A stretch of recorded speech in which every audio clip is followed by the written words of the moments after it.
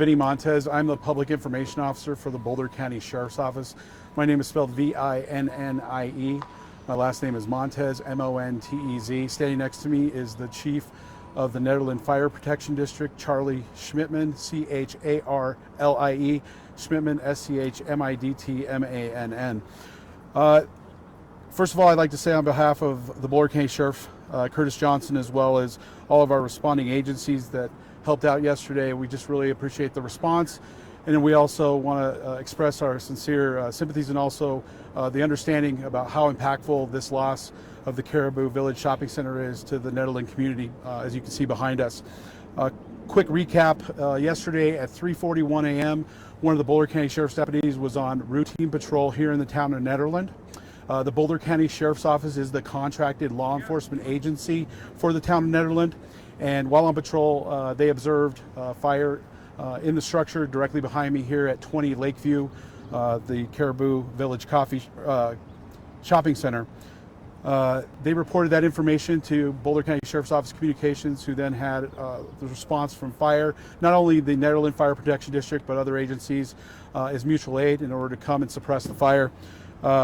We'd also like to just extend our gratitude to all the law enforcement agencies that are here today, and I'll go over those here shortly, for their response to help us as we move forward with the investigation. One of the things I want to make clear today, there's not going to be a determination in the information that I share about the origin or the cause of the fire. That's why investigators are here today, is to start piecing that all together. At 8 o'clock this morning, there was a face-to-face meeting and briefing for all the investigators that are participating in the investigation. That included Boulder County Sheriff's Office detectives, the Alcohol, Tobacco, and Firearms group, the Colorado Bureau of Investigation, and the Colorado Division of Fire Prevention and Control. Today, that group decided what the division of labor was going to be. They're going to be doing canvassing, interviews, research, and reviewing submissions as far as video and photographs that are submitted not only through the website I'm going to talk about in a little bit, but also the information that's already been gathered from first responder agencies and any video surveillance or any of those items that were collected thus far in the investigation. Alcohol, Tobacco, and Firearms is present because we're very lucky to have them on the scene today. They have an expertise specifically in fire investigations, so the ability to have them present is a very lucky thing for us to have, and they will be participating in the investigation. A couple of updates that I wanted to go over. One, there have been no reported injuries yesterday or as of this morning during this press conference. We haven't had any report of injuries. We have no missing persons at this time, and any of that information that changes, we'll make sure that we give that update out. Additionally, one of the big questions that's on the mind of a lot of the community members here is when is the B&F Mountain Market going to open, as well as the Carousel and the Train Cars Coffee and Kava. The answer to that is we simply don't know. There's a lot of factors that have to go in to make sure everything is safe before they do that. There was a lot of smoke that was billowing in this area yesterday, and those determinations haven't been met yet. When we do have that information, we'll make sure to get that out to the community so they can resume their normal activities. In speaking with Chief Schmidtman this morning, the following businesses have been completely destroyed.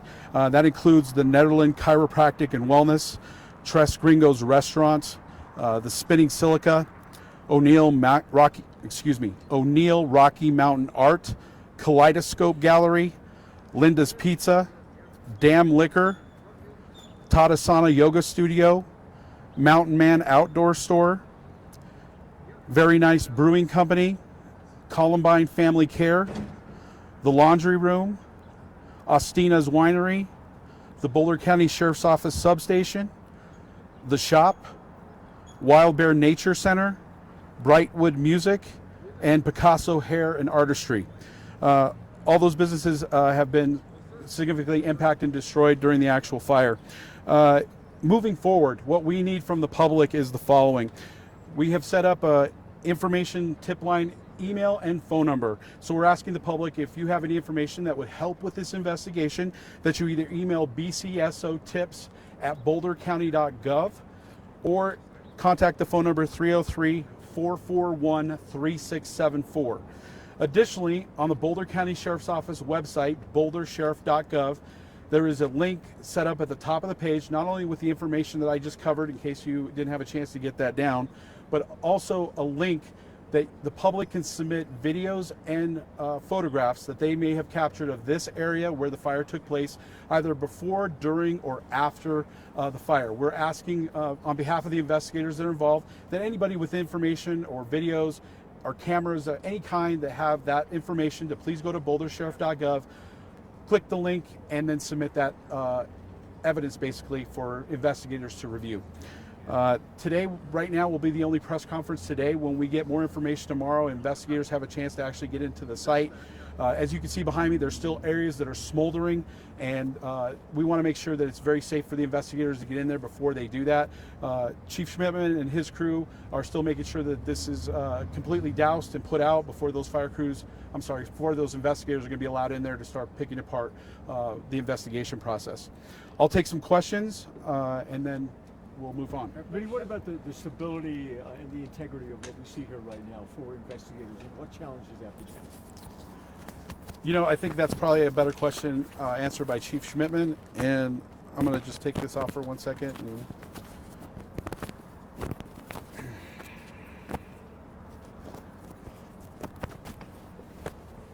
I'll just pass it. So as far as the stability, that's been one of the challenges that we faced while we were fighting this fire. As you can see, we have the large beams on 2 stories of the building, so we're unable to actually go into the building at this time. Tomorrow morning or mid-afternoon, we should have members of the Nederland Public Works. They're going to come in with some heavy machinery and help us either pull some material down or help us stabilize that before we can get investigators in. Are there any other unique challenges with the investigation? I mean, the mass of the project is the big problem that we have. So we have to stabilize the building, and then we'll have to slowly remove the items and spread it out in the parking lot so we can investigate each item in each facility. Have there been any threats against this building in the past that could be involved in what is in front of us today? You know, I really can't speculate or comment on any active threats that are currently active. I'm not aware of anything right now. As far as historically, I'll look into that and I'll get back to you with that. One other thing is an update I didn't catch earlier is there's still one road closure that's in place. So on Big Springs, directly behind this building, where it intersects with State Highway 119, that is still closed for all eastbound traffic on Big Springs because it abuts right behind the actual structure fire. So we're just asking and reminding the community that if you need to gain access to the subdivision that is east of Big Springs and 119, please use Peakview Road up by the Sundance Cafe to make access through that area. Chief, I'm sorry, another question for you. Some of the people that we spoke to here that are business owners, some of the neighbors, they say they believe this fire moved extremely fast through the structure. Does that indicate anything to you that may go to the cause of the fire? Not necessarily. So we don't have any information other than the building was on fire when first responders were there. I was of the first people that were here. Within 30 seconds of the additional first responders, the entire building, or the entire first or second floor, was involved in the fire, and at this time, that's all we can really discuss. May I ask you this? Was it known that there were some people that would, camp in and around this building as well? Not that I know of. Is there any consideration for air monitoring for smoke impact in neighborhoods? So I sat in a meeting yesterday, and I know public health is looking into that. I can't speak for them, but that is a consideration that's being looked into right now. What about downstream water quality? Have you guys shut off the dam or what? So I also know in that meeting yesterday, they're also looking at all those things as well. And from what I heard yesterday in the meeting, there was no leakage past the, I don't know what you call that, the perimeter of the fire, from what I heard yesterday in the meeting. We heard that there were some renovations going on at the time that this fire took place, or obviously not at the exact time, but can you guys confirm, or what business might that have been taking place at? If there were any reservations going on, I can't speak for that to the building right now, so I really can't provide you information on that. This is the fire chief. How many volunteers helped on this fire? We had probably about 30 volunteers. And Chief, Were they all from local, or were they from different Yeah, so we had about five or six local fire departments and emergency services programs that came in and assisted.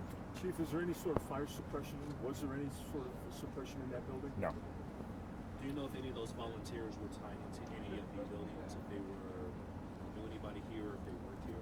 I mean, this is a very social and important area to our community, and so we had everything from a liquor store to a brewery to our wellness center and our medical, and so all of our volunteers would have some type of relationship to every business in this building. Do we know if the contents of any of those businesses may have contributed to the quick spread of the fire? We don't know that at this time. Until we start getting into the source of the fire, we won't really know. And would you describe this as a quickly moving fire, Chief? Yes. It did move quickly? Yes. And knowing perhaps the blueprint of this building, why would that have been? Just looking at this building, this is an older construction building, not using some of the materials that we use now, so hardened materials, things like that. It had covered porches and it had wooden decks, and the entire building was wood, so everything was combustible. To your knowledge, was it all up to code? As best, yes. Yes. So Was it an a older historic building building? doesn't have to have fire suppression. It does not because of the age of the building. Was it a historic building? No. Any indication on how the town's water pressure went up during the situation? So this is a small town, and this was a very large fire. I mean, we used hundreds of thousands of gallons of water. We had great assistance with the town. They had to move water sources throughout their system to make sure that we had sufficient water supply. We did run low on this side of the building during the fire. We were able to make up with that with tenders and ponds. On the opposite side of the building, we were able to keep the fire flowing full time. Chief, forgive my ignorance, but did it help that the reservoir is right there? No, Didn't make a difference. doesn't make a difference. Okay, one last question, and then we're going to move on for this. Yes, sir. So not specific to this, but in general, what do investigators look for when determining a cause? I'm not an expert in fire investigation, so I can't speak to that with specificity. And when we have that information, we'll probably have an investigator be part of a future update. So we'll be able to provide that information in more detail. Just one last thing for Real Chief. quick, we're going to have weather move in this afternoon. Is that going to hinder the investigation at all? I mean, with dogs or anything else? Anytime you have weather move in, that could impact the investigation. I'm sure investigators are looking at that. They're well aware the weather's moving in. So they'll be making contingency plans for that to do what's appropriate. Just one last thing. Sure. Chief, forgive me, as you stand here and you look at this now as a member of the community and doing the job that you do, when you look at that right now, can this be rebuilt? No, not the way it was prior, right? So everything will have to be brought up to 2024 code, and they'll take it down to bare earth, and they'll rebuild from there. Do you want to say anything about just, how the work of fire crews to keep this from spreading to obviously the carousel or the market? The work of the fire crews was incredible. I'm very proud of our agency and all the agencies that came and assisted us. We couldn't have done it with just the Nederland Fire Protection District, so very grateful for that. We're very grateful for the response from the community. We were very fortunate that we didn't have the typical Nederland winds, which are, everybody around here knows, you could see winds 80 to 100 miles an hour, and that's not abnormal. So very grateful for all those things. And we also had recent rainstorms, which brought our moisture level up, and so all of those things kind of played into it. Those contact addresses again? Sure. So if people have information, they can either email bcsotips@bouldercounty.gov, or they can call 303-441-3674. It's just easier for everybody. If they go to bouldersheriff.gov or just the Boulder County Sheriff's Office homepage, all that information is going to be listed right up top as a result of this investigation going right now. All right, thank you for everybody for joining us. As more updates become available, again, this will be the only press conference today. We'll have more information as we move forward, and hopefully more information to share with you starting tomorrow. Thank you. Thank you, gentlemen.